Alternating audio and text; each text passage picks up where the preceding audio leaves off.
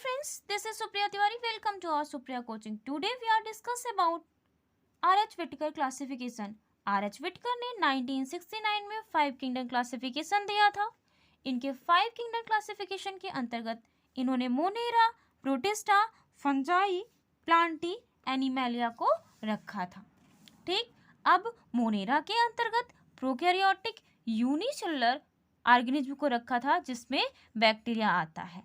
अब प्रोटिस्टा के अंतर्गत यूकैरियोटिक यूनिसेलुलर ऑर्गेनिज्म को रखा था जिसके अंतर्गत जो है अमीबा पैरामीशियम आता है. अमीबा पैरामीशियम में सेल वॉल एब्सेंट होते हैं, वाइल एज क्लोरेला क्लेमाइडोमोनास में सेल वॉल प्रेजेंट होते हैं. ठीक है, अब किस क्राइटेरिया के बेसिस पर इन्होंने 5 किंगडम क्लासिफिकेशन दिया था? वो पहला है इनका सेल स्ट्रक्चर. अब सेल स्ट्रक्चर के अंतर्गत इन्होंने क्या देखा? सेल वॉल या फिर कह सकते हैं कि cell membrane,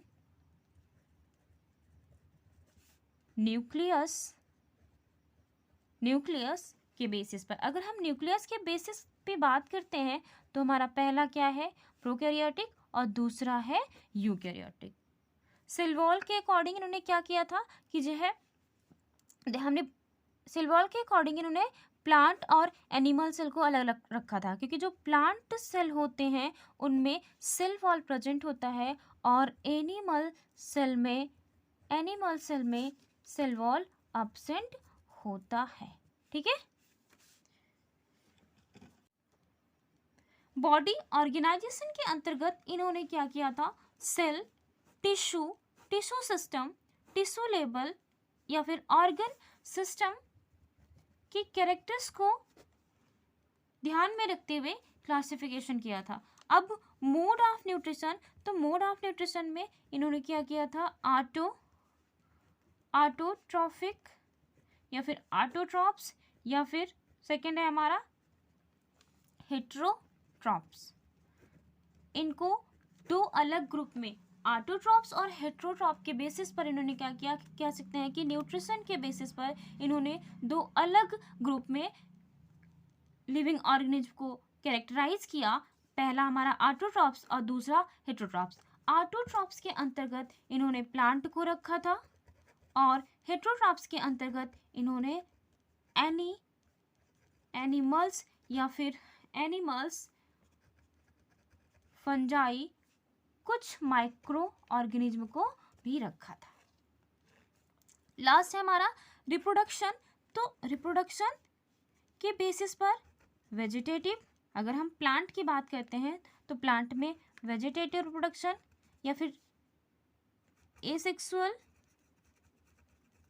and sexual, 3 types के रिप्रोडक्शन प्रेजेंट होते हैं और इस रिप्रोडक्शन के बेसिस पर भी इन्होंने क्या किया था? क्लासिफिकेशन दिया था. अब फाइलोजेनिक रिलेशनशिप मतलब क्या है कि जो भी लिविंग ऑर्गेनिज्म है या फिर जो प्लांट्स हैं उनके इवोल्यूशन के बेस्ड पर भी क्लासिफिकेशन सिस्टम दिया था. 3 किंगडम क्लासिफिकेशन सिस्टम मतलब आर.एच.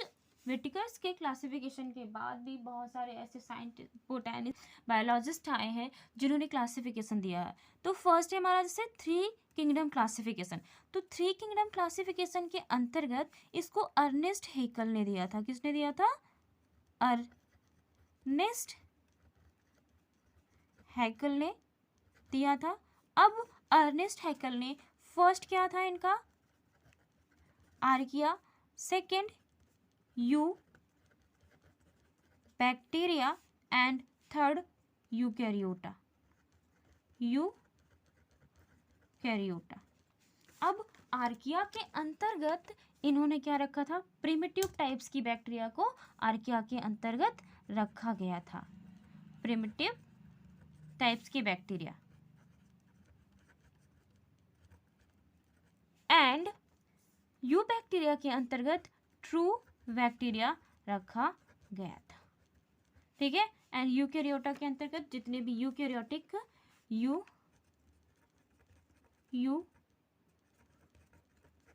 प्रोकैरियोटिक लिविंग ऑर्गेनिज्म थे उनको यूकैरियोटा के अंतर्गत रखा गया है।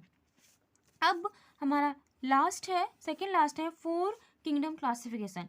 तो 4 किंगडम क्लासिफिकेशन 5 किंगडम क्लासिफिकेशन से काफ़ी मिलता जुलता है। इसमें भी क्या था, मोनेरा था, ठीक है, प्रोटिस्टा है, मोनेरा, प्रोटिस्टा, प्लांटी एंड एनिमैलिया। मतलब इन्होंने क्या किया, फंजाई को, आर.एच. विटिकर्स ने क्या किया था, फंजाई भी रखा था, लेकिन ये क्या किए, फंजाई को हटा दिए। इन्होंने क्या किया, फंजाई को अलग ग्रुप में न रख के फंजाई को प्लांट के अंतर्गत ही रख दिया, प्लांट के अंतर्गत ही रख दिया फंजाई को। और इसी वजह से 4 किंगडम क्लासिफिकेशन सिस्टम को माना नहीं गया। क्यों, क्योंकि जो फंजाई होता है ये हेटेरोट्रॉप्स होता है, इसमें क्लोरोफिल एब्सेंट होते हैं, फंजाई में क्लोरोफिल एब्सेंट होते हैं, और क्लोरोफिल एब्सेंट होने की वजह से इसमें फोटोसिंथेसिस नहीं होता है, तो ये क्या होते हैं, हेटेरोट्रॉप्स होते हैं। जब ये हेटेरोट्रॉप्स हैं तो इन्हें प्लांट के ग्रुप में रखा नहीं जाएगा।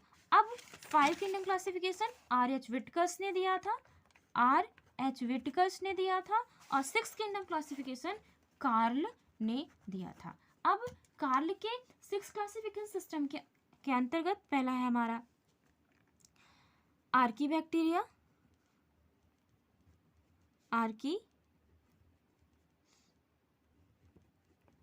बैक्टीरिया, सेकेंड है यूबैक्टीरिया,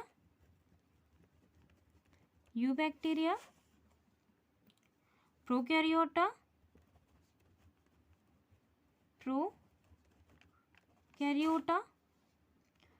फंजाई,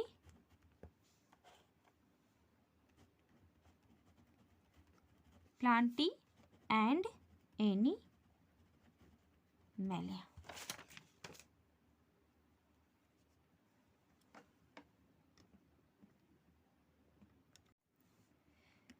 पता है, जब आर.एच. विटिकर्स का क्लासिफिकेशन नहीं आया था, मतलब आर.एच. विटिकर की क्लासिफिकेशन सिस्टम का कोई पता ही नहीं था, तो उसके पहले क्या किया गया था, उसके पहले भी बहुत सारे बोटैनिस्ट, बहुत सारे जूलॉजिस्ट आए और इन्होंने क्लासिफिकेशन सिस्टम को देना चाहा और ये दिए भी। तो क्या था, सबसे पहले जब क्लासिफिकेशन सिस्टम आया, क्लासिफिकेशन दिया गया, तो bacteria, blue green algae, fungi, mosses, fern, gymnosperm, angiosperm, इन सब को प्लांट के अंतर्गत रखा गया। बाद में क्या हुआ कि जो है इनको प्लांट के अंतर्गत, मतलब बैक्टीरिया, ब्लू ग्रीन एल्गी और फंजाई को प्लांट के अंतर्गत से हटा दिया गया, ठीक है। एंड पता है, सिर्फ इतना ही कैरेक्टर नहीं, अगर हम बात करते हैं, अभी तक हमने पढ़ा था ना मोड ऑफ न्यूट्रिशन, तो मोड ऑफ न्यूट्रिशन के बेसिस के साथ साथ सेल के जो कंपोजिशन होते हैं, सेल वॉल के या फिर जो भी लिविंग ऑर्गेनिज्म है, उस लिविंग ऑर्गेनिज्म के सेल वॉल के कंपोजिशन के बेस्ड पर भी क्लासिफिकेशन सिस्टम दिया गया था। अब सेल वॉल के कंपोजिशन के बेस्ड पर जो क्लासिफिकेशन दिया गया था, जैसे हम बात करते हैं कि फंजाई, ठीक है, और दूसरा हमने ले लिया एल्गी, या फिर हम कह सकते हैं कि हम ले लिए प्लांट ग्रुप, ठीक है। और जो एनिमल होता है, ठीक है, एनिमल में सेल वॉल एब्सेंट होता है, क्या होता है, सेल वॉल एब्सेंट होता है। वाइलस जो फंजाई होता है, फंजाई का सेल वॉल काइटिन का बना हुआ होता है, और एल्गी का सेल वॉल सेलुलोज से मिलके बना हुआ होता है, और एनिमल में जो है सेल वॉल एब्सेंट होते हैं। Thanks for watching this video. अगर वीडियो पसंद आई हो तो please like, share and comment.